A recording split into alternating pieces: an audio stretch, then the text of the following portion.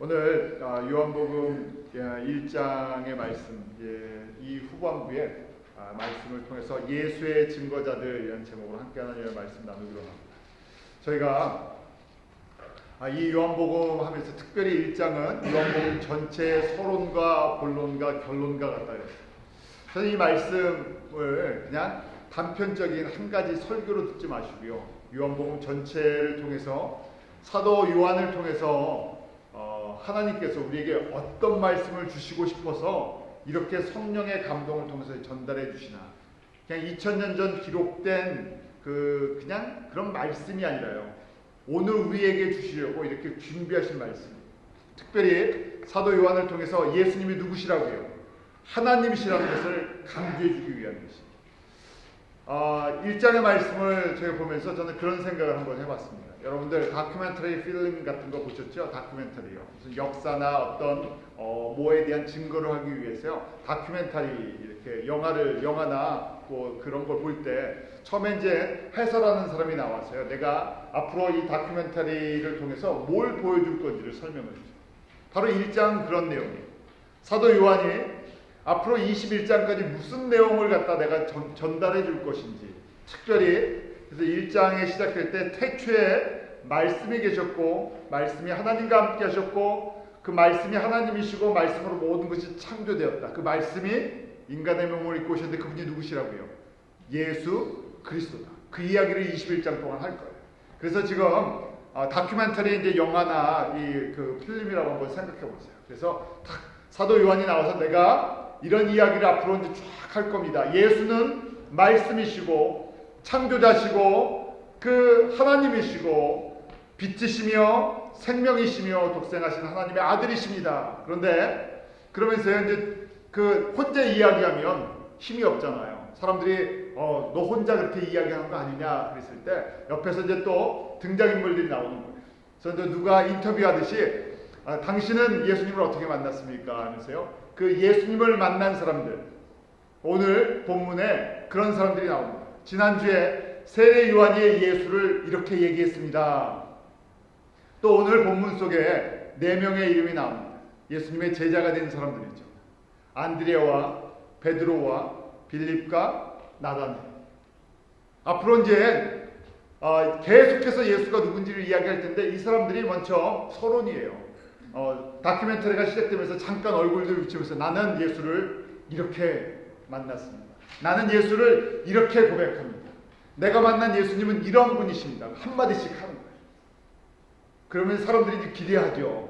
이런 이야기를 하려고 하구나. 그래서 2장부터는 본론으로 예수님이 바로 그런 분이십니다 하는 이야기를 계속 전개할 거예요.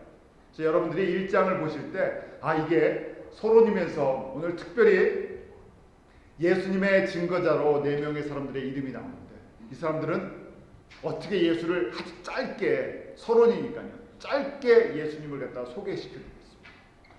우리의 삶 속에서 이런 예수님을 매일 만나는 은혜가 있기를 그렇게 기도하시고요, 소망하세요. 우리가 주님 앞에 나와서 말씀을 듣는데요, 그냥 세상의 이야기를 들으려는 것 아니라 우리가 말씀을 듣고 예배를 드리는 초점은요, 예수님이 누구신가 하는 것입니다. 거기에 우리가 주님이 주시는 은혜로 말미암아 믿음이 생길 때, 그러면 우리가 예수님을 닮아갈 수도 있고 따라갈 수도 있고 예수를 위해서 죽기까지 순종할 수 있어요. 오늘 나온 이 모든 사람들은 사실은 예수님 때문에 죽은 사람들이에요. 우리는 역사를 알고 있습니다. 이 사람들이 처음부터 예수를 위해 죽겠다고 그렇게 한 것이 아니라 그 예수 그리스도, 바로 사도 요한이 이 말씀을 기록할 때가 주후 70년경이라 그랬죠. 이미 베드로가 순교당했습니다. 사도 바울도 순교를 당했습니다. 많은 사람들이 그렇게 로마의 압제 속에서, 핍박 속에서 죽어가고 있습니다. 그런데 그들이 뭐라고 믿었기 때문에 예수를 위해 죽을 수 있었나? 예수님이 하나님이십니다. 그렇기 때문에 지금 이 말씀을 받는 사람들은요, 마치 한쪽에서는 죽음의 위협이 계속 다가오고 있어요. 삶에 대한 도전이 계속되고 있어요. 길이 열리는 것처럼 보이지 않습니다. 그런데 바로 몇 년 전 앞서간 사람들이 예수를 이렇게 증거하고 그 길을 따라가는 것이 바로 그 말씀을 우리에게 주기로 원하십니다. 주님의 말씀은 그 가운데 피가 있고요, 생명이 있고요, 그 다음에 순종이 있습니다. 그래서 여러분들이 이 서론에 소개하는 예수라는 그분을 소개하는 이 예수의 증거자들의 고백을 우리가 묵상하는 거예요. 첫 번째는요, 안드레라는 사람이 나와요. 안드레는 오늘 본문 보니까 먼저 40절에 요한의 말을 듣고 예수를 듣는 두 사람 중에 하나는 시몬 베드로의 형제 안드레라. 원래 세례 요한의 제자였어요. 예수님이 사역하기 바로 직전까지 세례 요한의 영향력이 엄청나다 그랬죠. 갈릴리 북쪽에 살았었지만요, 세례 요한을 찾아 요단강까지 와서 그 틈이 나는 대로 세례 요한을 만나고 세례 요한에게 배우고 세례 요한을 따라다녔어요. 세례 요한이 전한 한마디 가장 핵심적인 메시지가 무엇입니까? 세례 요한의 증거한 말은요, 회개하라, 천국이 가까웠다. 회개하라, 누가 가까이 왔다고요? 메시아가 가까웠다는 얘기예요. 그렇기 때문에 세례 요한의 제자들이 기다리는 것이 하나 있었죠. 뭡니까? 메시아를 기다렸어요. 세례 요한의 제자의 특징은 메시아가 누군지를 보고 싶었어요. 그러기에 이 세례 요한의 제자였던 안드레도요, 누가 메시아인가, 메시아를 기대하는, 메시아를 사모하는 마음이 있었다는 것이. 그런데 세례 요한이 보라, 하나님의 어린 양이다, 보라, 저분이 메시아다, 저분이 바로 세상 죄를 지고 가는 하나님의 그 어린 양, 약속하신 메시아다 하는 이야기를 들었을 때 그가 예수님을 따라가기 시작하죠. 세례 요한은 어떤 사람이었나 제가 한번 보기로 합니다. 세례 요한은요, 오늘 본문 말씀에 나오는 것처럼 누구의 형제예요? 베드로와 형제예요. 베드로의 아버지 이름이 뭔지 아십니까? 우리가 베드로를 부를 때 요한의 아들 시모나 그래요. 그러니까 베드로의 아버지 이름이 누구예요? 요한. 또 다른 데 보니까 바요나 시모나라고 되어 있어요. 마태복음 16장 17절 우리 한번 같이 읽어볼까요? 시작. 예수께서 대답하여 가라사대 때 바요나 시모나 내가 복이 있도다. 이를 너 내게 알게 하니는 흐르기 아니요 하늘에 계신 내 아버지. 마태복음 16장에는 그 베드로의 아버지를 바요나 시몬이라고 되어 있죠. 그러니까 시몬을 뭐라고 하면 바요나라고 되어 있어요. 바는 히브리 말로요, son, 아들이란 뜻이에요. 바요나 그러면 요나의 아들이란 뜻이에요. 그러니까 저희가 이 바요나라고 했으니까 요나라고 하기도 하고요. 또 요한복음 21장에 보면 요한의 아들 시모나라고 얘기하죠. 요나라고 부르기도 했었고 요한으로 부르기도 했어요. 누구를요? 베드로와 안드레의 아버지를요. 그리고 베드로와 안드레는 갈릴리 해변 베세다의 베세다에서 태어났어요. 그 바로 옆 동네 가버나움에서 어부를 하면서 살던 사람입니다. 아주 평범한 사람이에요. 그렇게 대단한 사람들이 아닙니다. 저희로 얘기하면 시골의 총동네에서 그냥 평범하게 거기서 태어나서 어부 생활을 했는데 이 안드레나 베드로나 이 세례 요한의 영향을 받았어요. 메시아에 대한 그런 마음들이, 메시아를 생각하는 마음이 있었다. 저희가 오늘 말씀에 보는 것처럼 그 1장 35절에 요한의 제자 중 두 사람이 있었는데요. 그 두 사람 중에 한 사람이 바로 안드레, 또 한 사람은 이름이 나오지 않는데 이 요한복음을 통해서 자기 이름을 이야기하지 않는 사람이 있어요. 그것이 바로 요한이에요. 요한이 자기가 본 이야기를 하면서요, 자기 이름을 말하지 않습니다. 그래서 지금 세례 요한의 두 제자가 누구였나? 첫 번째는 안드레고요. 또 하나는 이 나중에 예수님의 제자가 되는 요한이에요. 자, 이 안드레가 뭐라고 예수님을 증거하고 있나 하는 것이. 앞으로 이제 사도 요한이 이렇게 예수님을 증거할 건데요. 그 전에 나만 그렇게 증거하는 것이 아니라 바로 나와 함께 제자가 되었던 안드레는 이렇게 예수님을 처음에 만나면서 증거하고 고백했다는 거예요. 38절 우리 한번 같이 38절 41절 한번 같이 읽겠습니다. 두 절 시작. 예수께서 돌이켜 그 줬는 것을 보시고 물어봤을 무엇을 구하느냐 가로되 랍비여 어디 계시오니까. 41절이요. 그가 먼저 자기의 형제 시몬을 찾아 말하되 우리가 메시아를 만났다. 처음에는 랍비라 그러죠. 랍비는 율법 선생님을 랍비라고 합니다. 이 사람 바로 이분이 우리에게 말씀을 가르쳐줄 그분입니다. 그리고 41절 이분이 바로 그렇게 세례 요한을 통해서 우리의 스승이었던 우리의 선생님이었던 세례 요한이 그렇게 주장했던 바로 그분이십니다. 어떻게 알았어요? 세례 요한의 증거하는 메시지를 통해서. 세례 요한이 그 예수님을 보고요. 세상 죄를 지고 가는 하나님의 어린 양이다. 또 세례 요한이 그 예수님께 물로 세례를 주었을 때 성령님이 그에게 비둘기같이 임하고 성부 하나님께서 이는 내 사랑하는 아들이다. 그 메시지를 들으면서요. 이분이십니다 하고 확신을 갖고 증거해줬어요. 저희도요. 저희가 말씀을 배우는 목적이 있습니다. 말씀은요. 단지 우리에게 마음의 평안을 좀 주기 위해서 믿음을 조금 자라기 위해 그 정도의 차원이 아니라 훨씬 적극적입니다. 우리가 주일날 말씀을 듣는 것은요. 바로 이 부분이에요. 세례 요한이 증거해주고 안드레에게 영적인 눈이 떠져서 예수를 누구로 봤습니까? 메시아입니다. 메시아의 뜻이 뭐라고요? 구원자라는 것이. 기름 부음을 받은 자, 바로 약속하신, 구약에서 약속하신 그 구원자십니다. 그 메시아가 누구신가? 바로 창조자시고요. 우리의 전능자시고요. 이 모든 인간의 생사화복을 움직이시는 그 하나님이시다. 그 메시지는요, 처음에는 이렇게 단순하게 말씀으로 그냥 머리로 들어오는데요. 그것이 우리 가슴으로 내려올 때, 정말 내가 믿고 내가 고백하고 내가 의지하고 내가 따라가는 분이 누구시라고요? 이 땅의 권세를 잡고 있는 사람들의 그 권세가 아니라 하늘과 땅의 모든 권세를 인간의 살고 죽고 그 복과 화의 모든 것을 쥐고 계시는 우주와 그 다음에 땅을 다스리시는 그 전능하신 하나님이 나의 구주십니다는 고백. 거기에 대한 확신을 자꾸만 심어줍니다. 말씀 거기에 대한 확신이에요. 그 확신이 있을 때 우리가 주님을 따라갈 수도 있고요. 우리가 주님을 위해서 일하는 것이 결코 헛되지 않은 것이죠.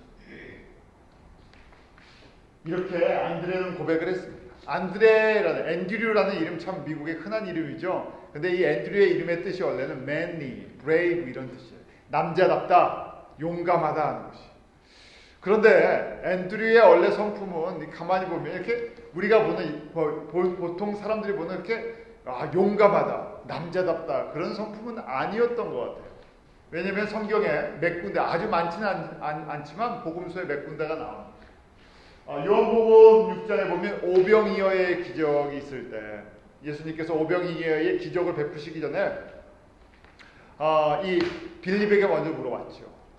그때 빌립이 도대체 어떻게 이 많은 사람들을 다 먹입니까? 200데나리아 되는 그 돈을 갖고 있어도 이거 다 못 먹이는데요. 그럴 때 안드레가 이렇게 고백한 거지. 9절에 보면 여기 한 아이가 있어 보리떡 5개와 물고기 2마리를 가졌나이다. 그러나 그것이 이 많은 사람에게 얼마나 되겠습니까? 그때 돌아가는 상황을 보면서 안드레가 조심스럽게 우리가 가진 거라군요. 보리떡 5개, 물고기 2마리, 이 어린 아이에 이 런치박스뿐이 없습니다. 이것뿐이 없습니다 하는 얘기. 조심스럽게 이런 얘기를 했던 사람. 또 안드레의 그 메시지를 보면 안드레가 나타나는 본문이 요한복음 12장에 보면 헬라에서 그리스 사람이요. 헬라 사람들이 예수님을 만나기 위해서 찾아옵니다.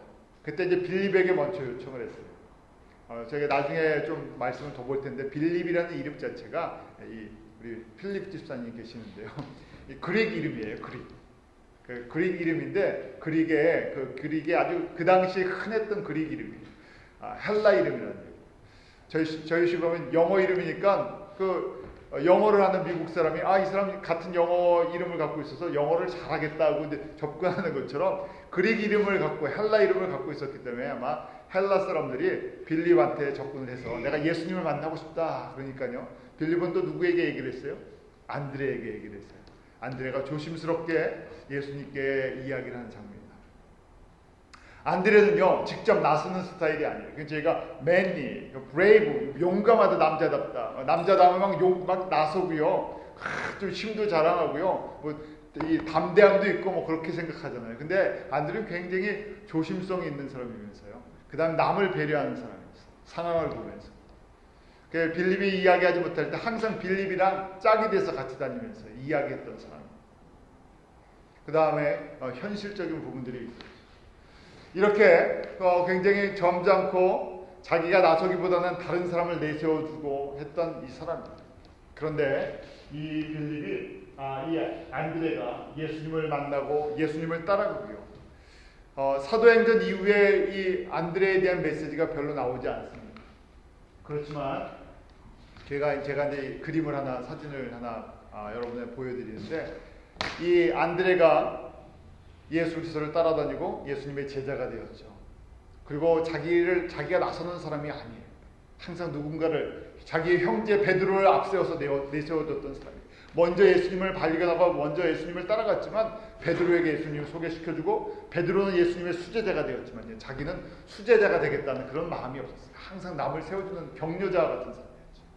그런데 저희가 이 기독교 역사에 의하면 역사가들이 이 안드레는 그렇게 사도행전 이후에 지금의 러시아 남쪽, 흑해 북쪽이에요. 러시아 남쪽의 슬라브 민족에게 복음을 전한 선교 사역을 감당하다가 십자가에 붙잡혀서 죽었다고 그렇게 기록이 남아 있습니다.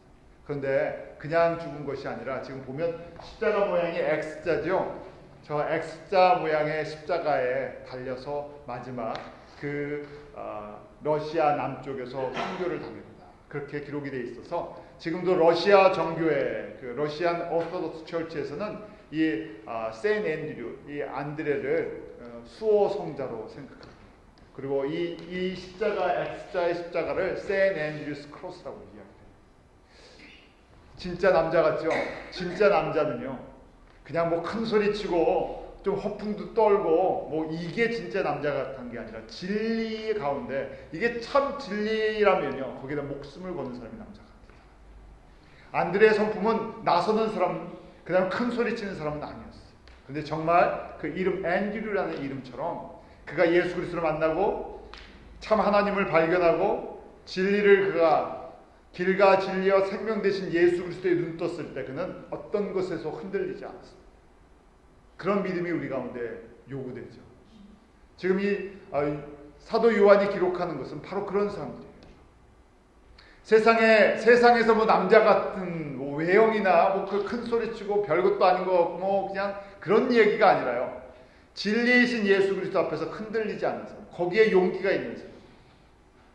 다른 사람이 다 그 길을 가지 않아도 이것이 주님의 말씀이고 이것이 생명의 길이기 때문에 끝까지 따라가겠습니다. 이것이 앤드류, 예수 그리스도를 만나고 변화되는 것이죠. 또 그 다음 사람이 우리 잘 아는 베드로입니다. 베드로는 저희가 이야기할 필요가 없어요. 오늘 본문 속에서 베드로는 예수님에 대한 증거를 기록하지 않고 있습니다. 그렇지만 저희가 베드로의 유명한 고백을 너무나 잘 알고 있죠. 마태복음 16장 16절에 이 베드로의 고백이 있어요. 예수님께서 물어보시죠. 너는 나를 누구라고 보느냐 했을 때 우리 16절 한번 같이 읽어볼까요? 시작. 시몬 베드로가 대답하여 가로되 주는 그리스도시요 살아계신 하나님의 아들이십니다. 이 한마디. 근데 이게 베드로가 똑똑해서 깨달은 것이 아니라 예수님이 말씀하시죠. 이걸 알게 하신 분은 누구라고요?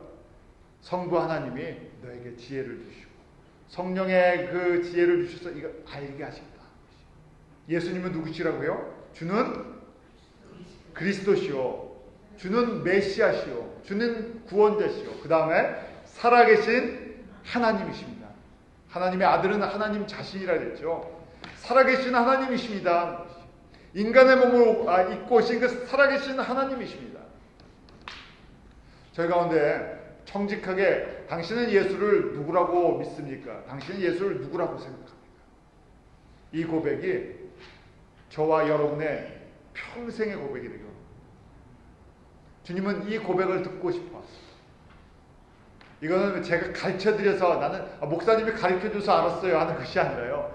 이거는 저를 통해서 제가 말씀을 전해드리지만 누가요? 성부 하나님께서 사랑하시는 자들에게 이 메시지를 듣게 하시고요. 그 다음에 믿음을 줘서 맞습니다. 2000년 전 베드로가 만났던 예수님이 그 그리스도시고요, 구세주시고요, 살아계신 하나님이십니다. 이것이 가장 강력한 고백이고요. 이 고백이 나의 고백이 될 때 저희가 예수님을 따라가는 것입니다. 아침에 눈을 뜨면서요, 다른 기도가 아니라 주는 그리스도시요 살아계신 하나님의 아들이십니다. 그렇게 고백하면서 한번 시작해 보시기 바랍니다. 하루를 마칠 때도 그 고백이 나의 삶의 고백입니다. 이 한 절 어렵지 않죠? 다 암송하실 수 있잖아요. 기도하는 게 어렵습니다. 기도가 어려운 게 아니라 내가 할 말이 많으니까 어려운 거고요. 주님이 듣고 싶은 기도는 이 한마디세요.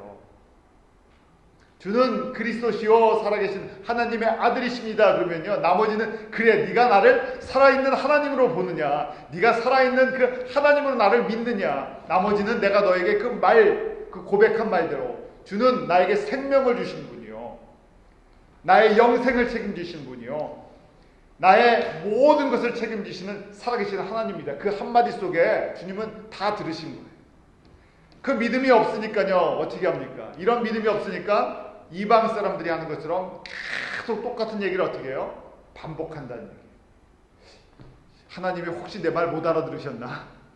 이게 왜 빨리 답이 안 오지? 우리 못 기다리잖아요. 저희는 빨리 뭐든지 빨리 돼야 되니까. 이게 하나님이 못 알아들으신 것 같아요. 그래서 자꾸만 똑같은 얘기를 또 하는 거예요. 무슨 얘기요? 내가 필요한 얘기만 자꾸만 하는 거예요. 대화가 되지 않습니다. 저희가 대화가 안 될 때 어떤 얘기를 해요? 서로 하고 싶은 얘기만 막 하는 거예요. 하나님의 말씀을 듣고 우리가 주님의 말씀을 묵상하고 기도한다는 것은요, 우리가 어릴 때는 어린애들의 특징은요, 나 필요한 것만 얘기를 해요. 물론 그런 과정이 다 필요하잖아요. 어른들이 하는 얘기를 다 들을 수가 없어요. 그러니까 어릴 때는 말이 안 나오면 뭐부터 합니까? 울지요. 울든지 몸으로 얘기하죠. 몸으로. 그 다음 좀 정 급하면 애들이 좀 심하면 어떻게 합니까? 자기 뜻을 주장하기 위해서요. 가끔 무슨 쇼핑몰 같은 데서 넘어지는 애들이 있어요. 넘어져서 거기서 울면서 떼쓰는 애들이 있어요. 뭐 뒤에 사람이 있든 뭐가 있든 상관 안 해요. 왜요? 어린아이니까요. 내 목적을 이루기 위해서요. 그냥 아버지나 어머니가 알아서들 행동하시겠죠. 여러분들은 어떻게 행동하실지 모르겠습니다. 저희 같으면 뭐 야단 나겠죠. 울음소리도 안 나게 사주는 게 아니라 울음소리도 안 나게 먼저 할 수도 있는 거예요.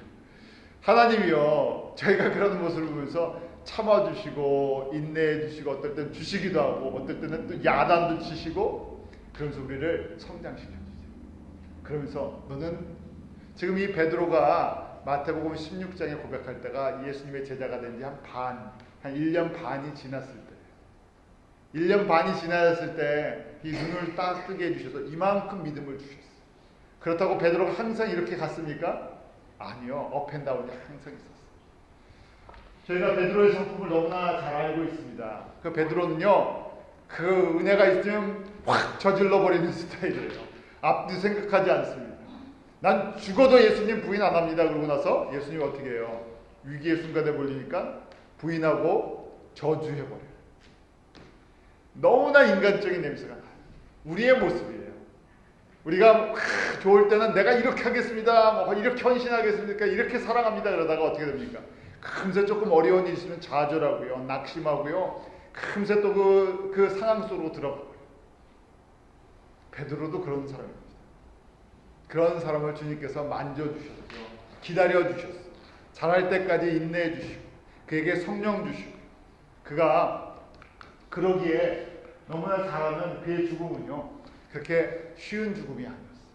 그렇게 예수님을 따라가다가요, 요한복음 21장에 보면 그가 어떻게 죽을 것인지, 젊어서는 너의 그 혈기 있는 대로 살지만 나중에는 띠뛰고 내가 인도하는 대로 갈 것이다. 복음을 위해서 살아가는 모습을 보여줘요. 마지막에 순교하죠. 베드로는 로마에서 죽었다고 기독교 역사가들이 이야기합니다. 그 대표적인 것이 그 클레멘트라는 사람의 기록이 있는데, 고린도에 그가 편지를 보낸 속에 로마에서 순교했다. 십자가에 거꾸로 달려서 죽었다고 기록이 되어 있죠. 또 그 베드로 행전이라는 그 역사책이 있는데요.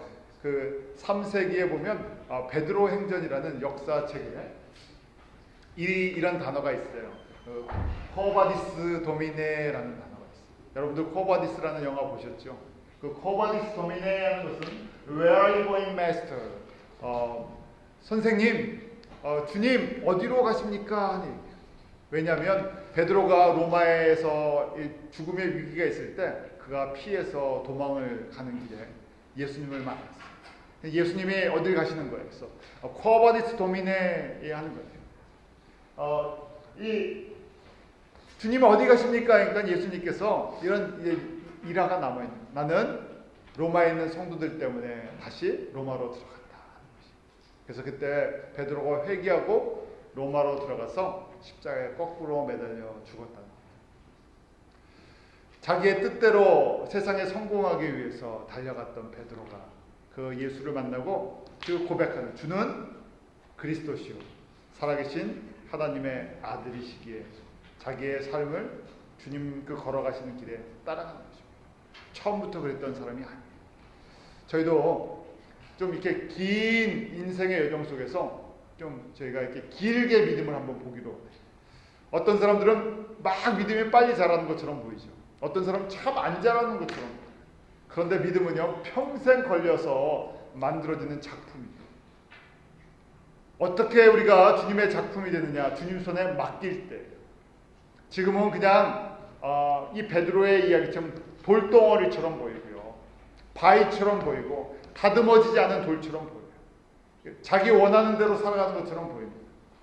그런데 주님 손에 맡기시면요, 주님께서 정말 하나님 나라의 기둥으로 만드실 수도 있고 반석으로 만드실 수도 있고 아주 요긴한 것들로 만드실 수 있어요. 우리는 배경을 봅니다.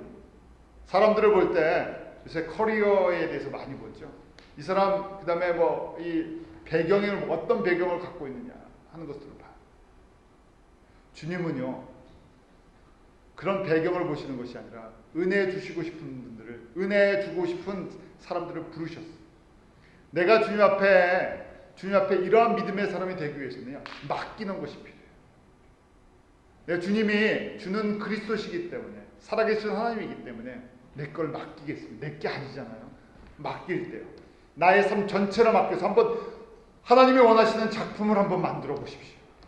하나님이 창조자신데 나를 정말 하나님이 원하시는 그 모습대로 한번 만들어 보십시오. 그런 믿음이 저희 가운데 있기로 합니다. 불안해하지 말고요. 저희가 병원에 갔을 때 만약에 의사를 못 믿으면 어떻게 됩니까? 의사가 손댈 때마다 불안할 거 아니에요. 뭐 수술을 해야 된다고 하는데 이 의사가 malpractice를 잘하는, 이 수술을 잘 못하는 사람이에요. 그러면 이 의사가 나를 손댄다 그러면요, 이 불안해갖고 어떻게 있겠어요? 우리가 믿음이 없으면요, 주님께 우리를 맡기지 못해요. 이거 주님이 나를 잘못 만지시면 어떡할까? 주님이 우리를 잘못 만지십니까? 주님이 그 정도뿐이 안 됐어요. 하나님이 우리 만지시다가 실수하십니까? 우리 만지시다가 병들게 하세요? 우리 만지시다가 우리를 죽이십니까?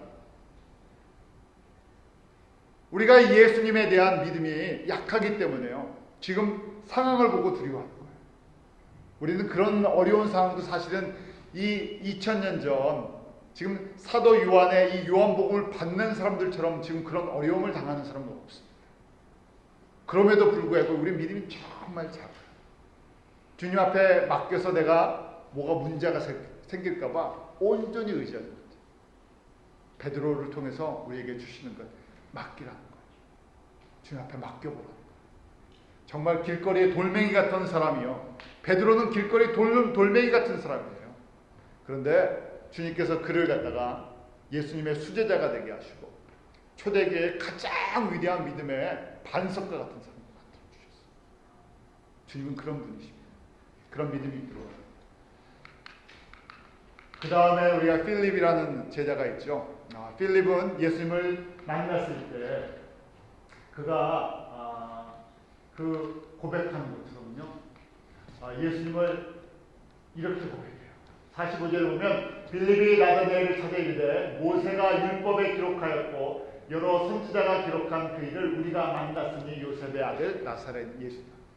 구약의 모든 성경이 기록한 그분을 내가 만났다는 거예요. 구약의 모든 성경이 누구에 대해서 기록했다고요? 메시아에 대해서 기록한다. 우리가 구약 성경을 보면서요, 딴 이야기, 딴 말씀이 아니라 구약의 모든 메시지는요, 누구에 대한 예언의 말씀이라고요?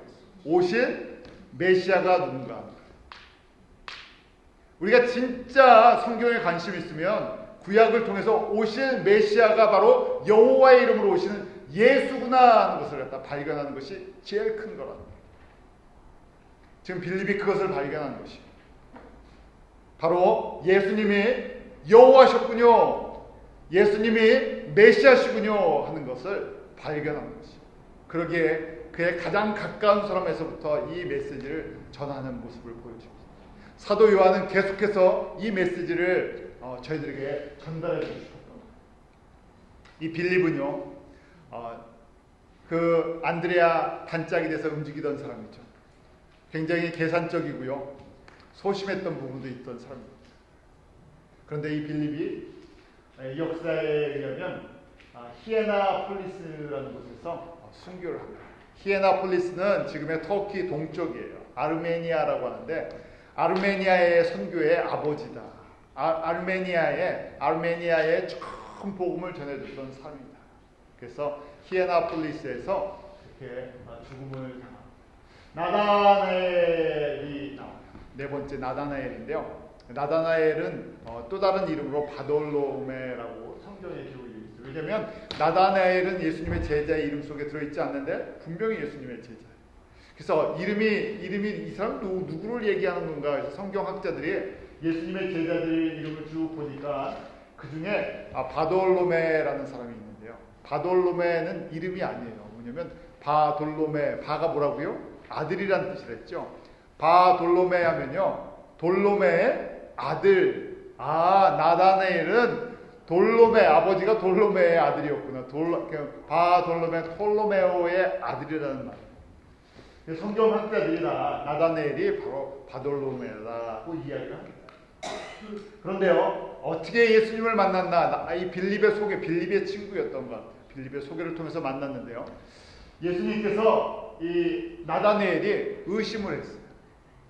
왜냐하면 이 사람이 성경을 많이 알았던 것 같습니다. 이 메시아는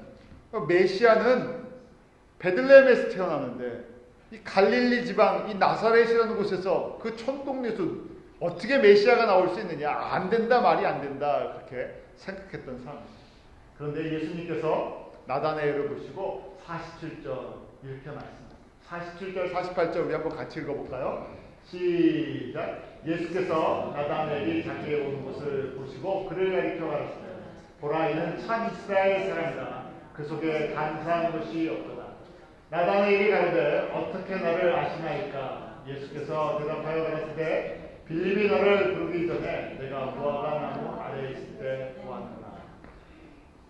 나다나엘을 만나시면서요, 내가 너 나에게 오기 전에 무화과 나무에서 기도하고 있었지, 말씀 보고 있었지, 내가 이미 보고 있다 하면서 너는 참 이스라엘 사람이고 그 속에 간사한 것이 없는 사람이다 하고 인정을 해주셨어요. 나다나엘의 성품이 아마 그랬던 사람 같아요. 겉과 속이 같았던 사람, 거짓말하지 못하는 사람, 말씀을 연구했던 사람, 그리고 예수님을 만나기 전에 무화과 나무 아래서 그렇게 말씀 보고 기도했던 그 모습을 예수님께서 이미 알고 계신 거예요.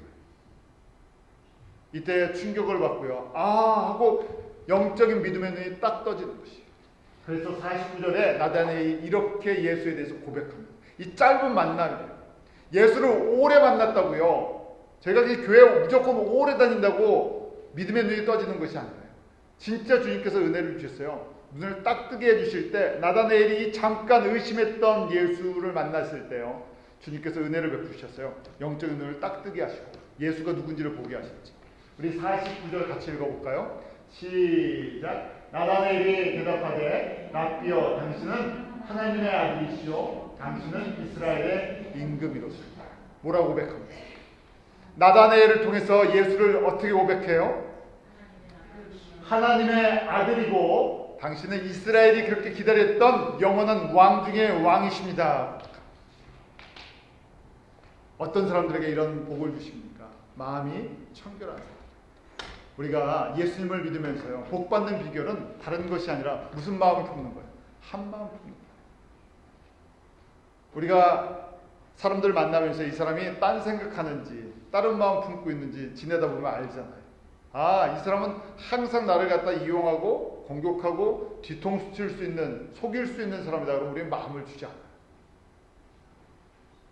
우리가 주님 앞에 은혜를 받는 비결이 무엇일까? 다른 마음 품지 않는 거죠. 난 예수님이 하나님의 아들이시고 예수님이 왕의 왕이시고 예수님이 메시아시고 예수님이 나의 생명이시고 나의 빛 되시고 참 창조자 되신 것 내가 두 마음 품지 않겠습니다. 누군만 사랑하겠다고요. 이런 예수님이 나를 사랑하셔서 그 생명까지 주셨는데 나도 예수님만 의지하고 예수님 때문에 기뻐하고 예수님 때문에 살아가고 마지막 순간 혹 어떤 믿음까지요. 나에게 뭘 요구하실 때 나의 생명을 요구하셔도 내가 죽지 않고 다시 나에게 영생의 부활의 그 생명을 주실 그 여호와 하나님을 내가 믿기 때문에 내 이 육신의 삶 어차피 우리가 영원히 삽니까? 이 육신 갖고 아니잖아요. 내 이 육신도 기쁨으로 드릴 수 있습니다. 거기까지를 원하는 것이 지금 사도 요한을 통해서 우리에게 들려주시는 주님의 메시지. 그래서 지금 이 부분이 서론이라고 했죠. 사도 요한이 이미 1장 1절부터 이 말씀으로 오신 예수님이 하나님이십니다 하고 선포를 했어요. 나만 그렇게 증거하는 것이 아니라 세례 요한도 그렇게 증거했습니다. 안드레도 그렇게 증거했습니다. 베드로도 그렇게 증거했습니다. 빌립도요. 의심 많았던 나다나엘도요. 그렇게 증거하고 나다나엘도 결국은 순교자의 그 반열에 들어가죠. 이 나다나엘도요. 예수님을 믿었던 이 모든 사람들이 다 죽음을 당해요. 죄송합니다. 나다나엘이 그 알바노폴리스라는 곳에서 순교를 했어요. 그 아르메니아였어요. 모든 사람들이요. 예수님의 제자들이 됐던 사람들, 그 예수님의 증인들이었던 사람은 마지막 생명까지 다 쏟아부었어요. 아낌없이. 저희는 기독교가 점점 숫자는 많아지는데 영향력이 없다고 이야기를 합니다. 그렇습니다. 왜 그럴까요?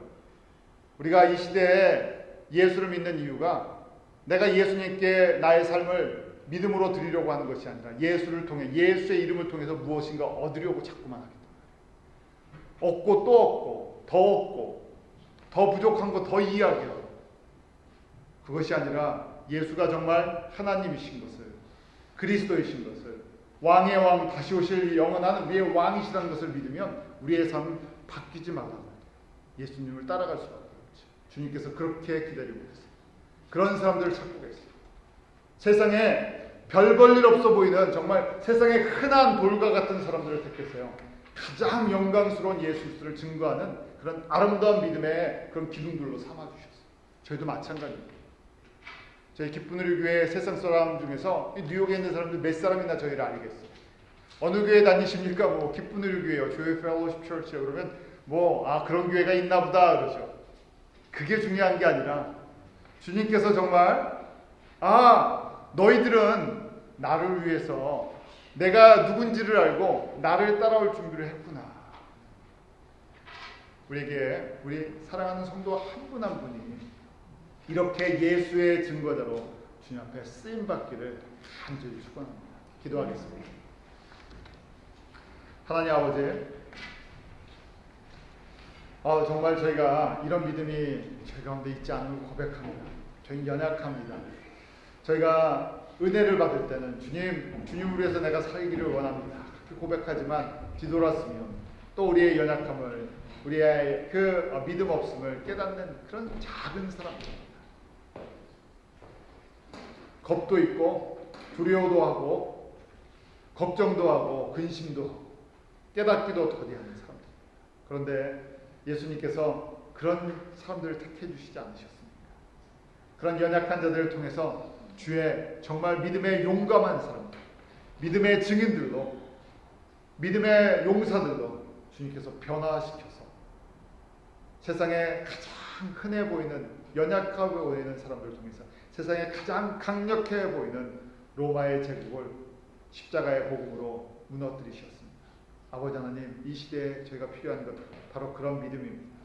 예수 그리스도 참 하나님에 대한 온전한 믿음, 그리스도시요 살아계신 하나님에 대한 그 온전한 믿음이 저희들 가운데 날마다 채워지게 하시고 그렇게 고백되게 하시고 그 예수님과 동행하는 삶 속에서 살아 역사하시는 그 능력의 하나님을 저희가 체험하고 예수가 바로 하나님이심을 증거하는 삶 살게 인도하여 주시옵소서. 예수님의 이름으로 기도하옵나이다.